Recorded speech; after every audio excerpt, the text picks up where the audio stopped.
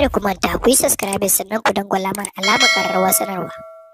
Sojojin Najeriya sun hallaka manyan kwamandojin 'yan bindiga wanda suka addabi Kaduna da makotanta, wato Kacalla Gudau da Rigimamme. Kafin kawo muku cikakken rahoton sai ku danna mana subscribe kana ku danna alamar ƙararrawar sanarwa. Mun gode.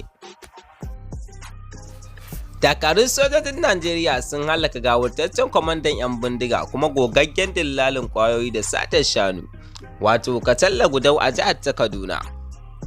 An gano cewa a cikin wata shida Kacalla Gudau da makarrabansa sun sata shanu 6,532 a Kajuru ta jihar ta Kaduna, inda ya siyar da su tare da zama miloniyan ɓarawo. Gudau kafin haɗuwa da ajalinsa yana amfani da kuɗin shanun wurin dillancin miyagun ƙwayoyi tare da safarar makamai yana siyarwa. Gwamnatin jihar Kaduna a ranar Laraba ta ce jami'an tsaro a Najeriya sun hallaka hatsabibin kwamandan 'yan ta'adda Kacalla Gudau. Samuel Arowan ya bayyana haka a shafinsa na Twitter.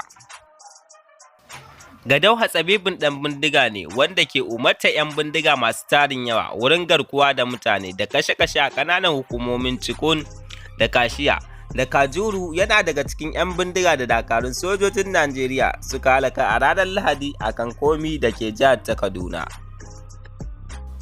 Samuel Arwan, kwamishinan tsaro da harkokin cikin gida na jihar Kaduna, ya ce amfani da bayanan sirri ya tabbatar da cewa Gudau yana daga cikin waɗanda harsashin zakakuran dakarun sojojin Najeriya ya halaka a yayin daƙile farmakin da gagararren ɗan bindigan da kansa ya jagoranta, wanda hakan ya kawo ƙarshen shaidancinsa da zaluncinsa.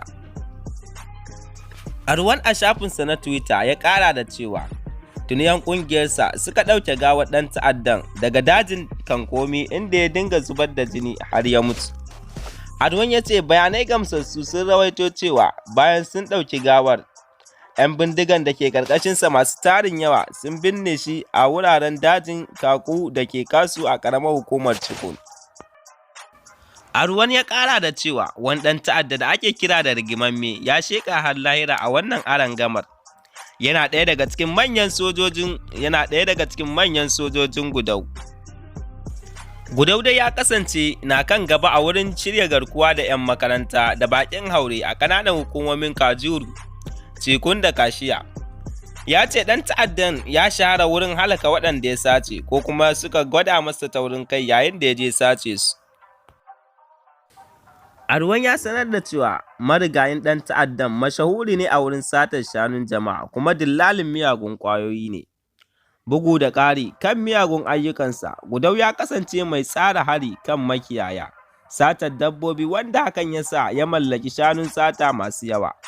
Yana yawan siyar da su kan miliyoyin kuɗi, daga nan yake safarar miyagun ƙwayoyi da makamai masu hatsari.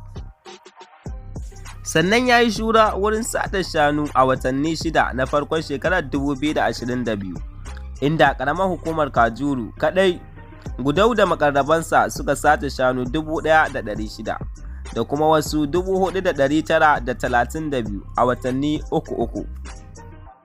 To duka anan muka zo ƙarshen labaran nan, sai dai idan bidiyon da muka saka maka ya burge ka sai ka danna mana alamar like. Idan kuma Allah ya sa yau ne farkon kasancewarka da wannan tasha ta mai albarka, sai ka yi hakuri don Allah da annabi ka taimaka ka agaza ka danna mana subscribe, kana ka danna alamar ƙararrawar sanarwa domin samun sababbin shirye-shiryenmu da zaran mun dora. Muna godiya da kasancewa da tashar mu ta Jimina Hausa TV.